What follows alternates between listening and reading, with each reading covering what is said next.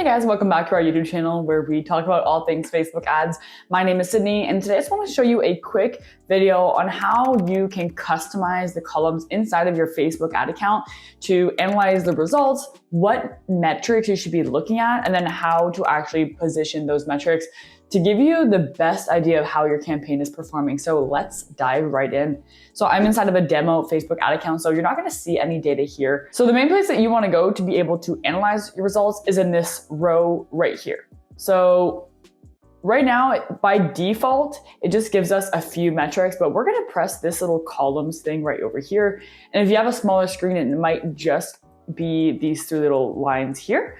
And then we are going to customize columns all the way at the bottom. So they're all gonna be on the side here. I'm just gonna start by adding all of the ones that I think are important. So I'm gonna add ROAS. So I'm gonna go purchase ROAS total. I'm gonna type in purchase. We're gonna go purchases. We're gonna add value. So we're gonna go the value of the purchases. So how much are people actually spending when they do make a purchase? I'm gonna add CPMs, which is cost per 1,000 impressions. Don't worry, afterwards I'm gonna show you or explain to you why I look at these and how looking at these can help analyze the performance of your campaign. I'm also gonna go outbound. We're gonna go outbound clicks and outbound click-through rate. Now this is most relevant if you're running any sales campaigns that are going directly to your site or anything that's going to your site. An outbound click is just different than a regular click. So if I just go click and we go clicks all, that's just any type of click on your ad would be considered a click.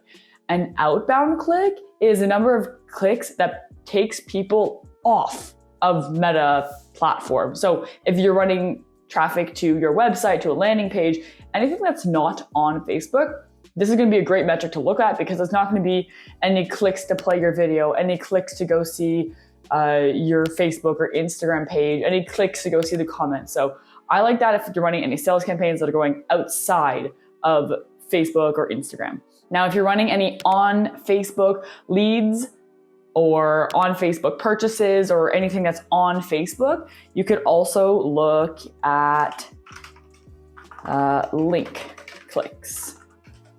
So link clicks. So that would be the people that pressed on the actual button for your ad. So we can go link clicks and then link click through rate. Okay, so those are different metrics that you can look at. And regardless, I mean, you could do both as well. I'm also gonna look at video hook rate. So for the most part, I do recommend that we are using videos, at least for one of the creatives inside of your campaign. That's simply because every platform out there is utilizing video. People prefer to watch videos for the most part. I have a full-on other video about whether you should use images or videos for your Facebook ad. So go check that out if you haven't already. But video hook is a custom metric that I created. So you can create a custom metric, and we're gonna name this one video hook, which I've already created. I'm just showing you how to do it. And this is a great way to see how effective is that first 3 seconds of your video. We know that that's the most important part. If people don't watch the first 3 seconds, they're most likely not gonna watch the rest of the video. So we can go 3-second video plays divided by impressions. Okay, and we're gonna change that format to a percentage. So that's a metric that I definitely like to create. Oh, and also make sure if you're doing this for a business that maybe other people inside of the business can also access it. But this is what I would put for a video hook. Now, there's also another metric here called video hold, and that would be through plays divided by impressions. Now, these two metrics are great if you are running Facebook ad videos because it gives you an indication of how effective your video is throughout the entirety of the video. So if you have a high hook rate and a high hold rate, that means people are watching the first 3 seconds and they're also staying to the end of the video. If you have a low video hook rate, most likely you're also gonna have a low video hold rate. If you're comparing two videos against each other, most likely the one with the higher video hook rate is going to be the better performer. But anyways, we'll go a little bit more into that afterwards. But video hook, video hold, great metrics that I want to look at. So that is pretty much the other ones that I'm adding in here, aside from maybe frequency. There's some automatically created ones down here that you don't need to search up. So let's just go through here and make sure that I didn't forget any. Yeah, that's pretty much what I'm doing. Okay, now we have the column selected on the outside. While you could just save it like this, I like to arrange it in a way that makes sense from like lowest value metric to highest value metric. So clicks, I'm gonna put all of those together. So we're gonna go clicks right under, usually cost per result. So link clicks and link click-through rate. And I'm also gonna take the outbound clicks right here. We can actually remove these. I don't really look at these that much, aside from maybe keeping the quality ranking. But the idea here is you wanna go from all the metrics that are happening on Facebook to all the metrics kind of happening on your site or whatever that conversion event is. For the most part, in the majority of our videos, we are talking about conversions, whether that's actually on your site, on Facebook, whatever. So while you could still have the same metrics for something like traffic or brand awareness, that's not really what I'm talking about in this. And these metrics wouldn't really make sense for that, especially like the purchase ROAS. Okay, so then we're gonna go video hook. That's gonna go right after clicks. That's just the way that I like to look at it. And video hold, I want those to be like right beside each other. Okay, amount spent, that can go maybe up here beside the cost per result. Reach and impressions, I still like to keep those. Attribution setting, I don't really like to look at that. For the most part, I mean, while you can test out different attributions, I don't find it really makes that much of a difference. Sometimes it comes down to personal preference and what your mindset prefers to see, a bigger window or a smaller window and the conversions associated to it. Bid strategy, we're gonna remove that because we're not really ever changing that. Last significant edit, yeah, I don't really need to see that. And announcement, link clicks, okay, so we're gonna keep that there. Quality ranking, that can go over here, maybe near the reach and impressions, or even before that. All right, then we have return on ad spend, purchase conversion value. Those are gonna be probably all the way at the end. Oh, I didn't change this one. Frequency, we can put that near, a little bit higher up, maybe near the clicks. And this, again, it kind of comes down to personal preference. This is just the way that I do it. Typically, I'm not using a schedule or setting an end date, so I'm gonna remove those.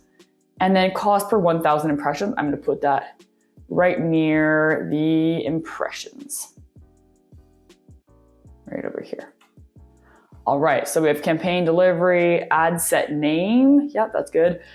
Budget, great. Quality ranking, results, reach, impressions, CPM, cost per result, amount spent, link clicks, video hook, video hold. Actually, I probably would actually put these over here. And frequency, let's actually put it all the way there. Okay, so I'm gonna save that as a preset now. You can add any more in here that you'd like, but these are mostly the ones that I'm looking at. We're gonna go, I'm gonna call it important. That's just an easy way to identify it, and press apply. All right, so now in all of these different columns across this row, we can see all the metrics that we just added. So it's gonna go from the kind of lowest value to the highest value. So results, this will show you the actual number of results that you're getting. So whatever you're optimizing for, it's gonna show you there. Then we have reach and impressions. Now, impressions is number of times your ad was on the screen, and reach is the number of accounts that saw your ad at least once. Reach is different from impressions, which may include multiple views of your ad by the same account. Your reach number is always going to be higher than your impressions. This is like how many times your ad were actually on the screen. And this is overall how many people kind of consciously looked at it and maybe even saw it a few times. So that number is gonna be higher than impressions. But then we come over here and we can see cost per 1,000 impressions. So this is a good number to gauge or to look at if you're trying to see how well is my ad performing on Facebook. These metrics over here, when we get especially to like return on ad spend and stuff, let's say you're not getting any results and you're trying to figure out what the issue is. you can look at your cost per 1,000 impressions. Now, one, you could search up on the internet like benchmarks for this industry and how much it costs. But keep in mind that one is going to be different depending on the objective that you use. So for traffic, your CPM is going to be a lot cheaper. For brand awareness, your CPM is going to be a lot cheaper than something for conversions, because ultimately you're asking way more of your customers in a conversion event than you are in just a traffic or brand awareness. So keep that in mind. But you can see just on Facebook, one ad compared to the other, or you compared to, the benchmarks for that industry, is it higher or lower? Okay. And then we have cost per result. So how many results are we actually getting, and what is the cost for that? We have amount spent. And then we have video hook. So like I was explaining just a bit before, video hook is 3-second video plays divided by the number of impressions. So out of everyone seeing your ad, how many of them are watching the first 3 seconds? The higher that video hook, probably the better it's going to perform. And I would say healthy numbers probably sits like a good ad is probably around like 26 to 36%. I know it's kind of a weird kind of place to be at, but in that range, I would consider that a relatively okay to good number. Anywhere below that, you would definitely see the results just not being amazing. And around that range, I've just seen as kind of good. So a video hold is how many people are actually watching, up to about 75% of the video. So you're actually watching it all the way through. Then we have link clicks. And like I was explaining, link clicks is actually people who clicked on the learn more, shop now, get quote button. So nowhere else on the ad except for that. And that's an important metric to look at if you're running Facebook lead forms, if you're running on Facebook purchase campaigns, things that are happening on Facebook, you definitely want this metric, link clicks. And then your link click through rate. So the percentage of times people saw your ad and performed a click. So that's a really important number to look at. And you can compare one ad from another, one campaign to another. How effective was your ad at actually getting people to click the link, okay? Outbound clicks, like I was explaining, this is people going to your site outside of Meta technologies. So outside of Facebook or Instagram. So if you're running a lead or conversion campaign and they are going directly to your site, to a landing page, you would definitely want to look at that and not all clicks. While you could do link clicks, I prefer to use outbound clicks in that case because I don't want to be looking at the wrong type of metrics. Now, purchase return ROAS is return on ad spend. So for every $1 that you're putting in, how much are you getting back? Now, this can be super varied across different industries. And especially when you're using a lead campaign where you're looking for leads, it can be hard to measure that, but there are different ways of tracking your leads and then tracking who actually converts, the value of those leads, and then sending this back. So there actually is a way of tracking your return on ad spend for a lead-based campaign. It's just a little bit more technical to set up. And if you're having issues with that, if you want to learn more about that, let us know in the comments, because there's definitely we have a way of doing it. It's just not really automatically set up for you. Purchase conversion value. This would be if someone goes to your site and they don't just buy the one product that you are promoting, they might buy 3 or 4 products just because that makes more sense. What is the value that they're converting at? So if they buy a $30 product, another $20 product, and a $10 product, that'd be $60 as a purchase conversion value. And if you spent $10 to get that lead, let's say, for example, for that person to convert, that'd be a 6 return on ad spend because you spent $10 and you got $60 in return. The website purchase conversion, this will just break it down between actually on your website versus purchases happening on Facebook. Now that Facebook does have, or that Meta has website and shop features, so they can drive them directly to your Facebook or Instagram shop and they can make a purchase there. So that'll just break it down individually. After iOS 14, we know that the data that comes back to Facebook isn't always 100% accurate because of more privacy measures that have been put in place, ad blockers, and just data is just not as freely flowing around as it was before. So there are a few things that you can do to make sure that the numbers you see here and even the amount of purchases and the cost per result are as accurate as possible. Is yet you can make sure you have the conversion API set up, that you are testing your events here and there. We have other videos on that on our YouTube channel if you want to learn more about that. But when you're looking at these numbers, it's important to remember that these, for the most part, are a little bit estimated. And I know that Facebook does use predictive modeling in some cases to predict how many conversions you actually got from your ad, even though they might not 100% be able to tell you that that's 100% accurate. So the numbers that you're seeing in here for anything that's happening outside of actual Facebook, they can be real, but they also might be off by a little bit. Now, my assumption is that if it's off by, let's say 20, 30%, my assumption is that it's always relatively going to be off by 20 to 30%. So when I'm looking at these numbers, I'm assuming that they may be higher or lower, but it's always going to be higher or lower. And so the numbers I look at in here are a really good benchmark to look at. But other ways that you could look at this data better, again, is by having really good tracking set up, or things like a Google Sheet that's pulling in all the information, Google Analytics, or there are some more kind of costly options like HighRows, Triple Whale, Northbeam, those types of things, if you have a higher budget and you're looking to get attribution a little bit better. So take a look at those options. But when I'm looking in here, for the most part, while it might be a little bit off, my assumption is that it's always off. Okay.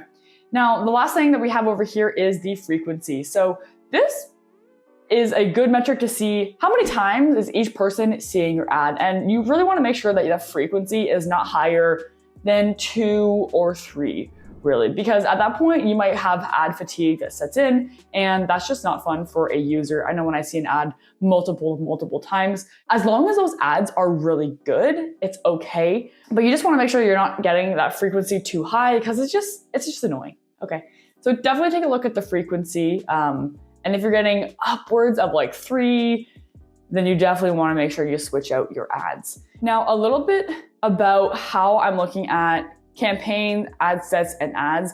Campaign is really a high level overview. How is the overall campaign performing?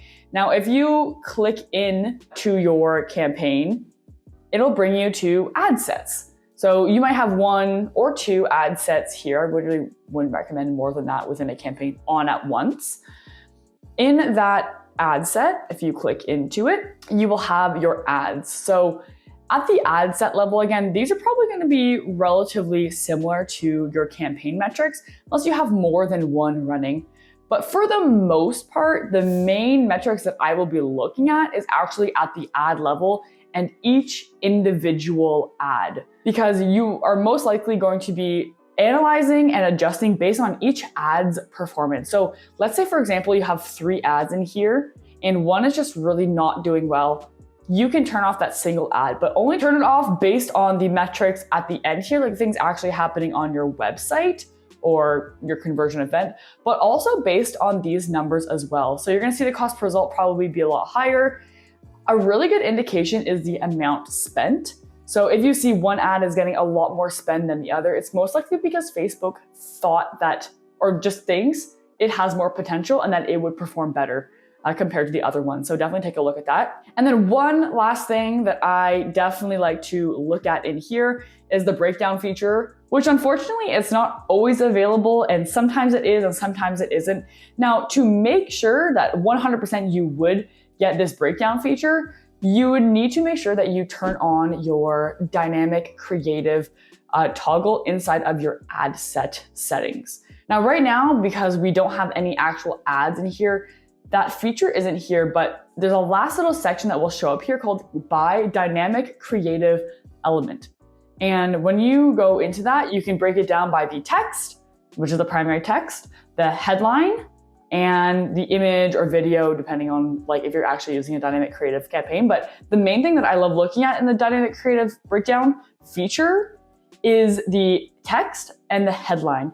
And then you'll get a breakdown of each primary text that you're using and all of the results associated to it, and all of the headlines that you're using and all the results associated to it. So this is really great to look at the amount of reach and impressions are going to each of the different primary texts and headlines. Okay, so unfortunately, I can't guarantee that if you press this, your by dynamic creative feature is going to show up. It's only going to show up after you press publish on your campaign. So if you don't see it in draft mode, that's why, just like me right now. But once you press publish, you'll have the breakdown, and then it might say buy dynamic creative feature here.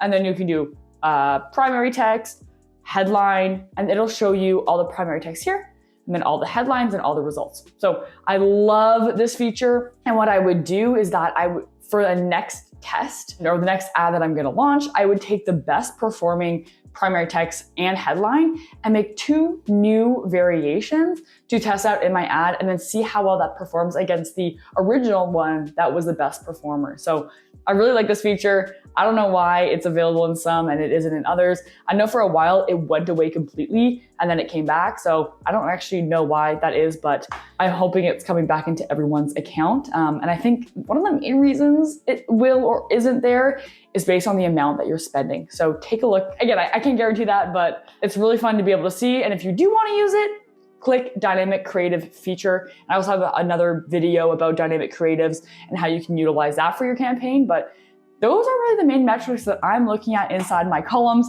I thought this video was gonna be quick and it didn't really end up being super quick. But really analyzing your campaigns is the most important part of like, what do you do next? So if you have any questions, drop them in the comment section below. If not, hit the like button, hit that subscribe button, and we will see you in the next video.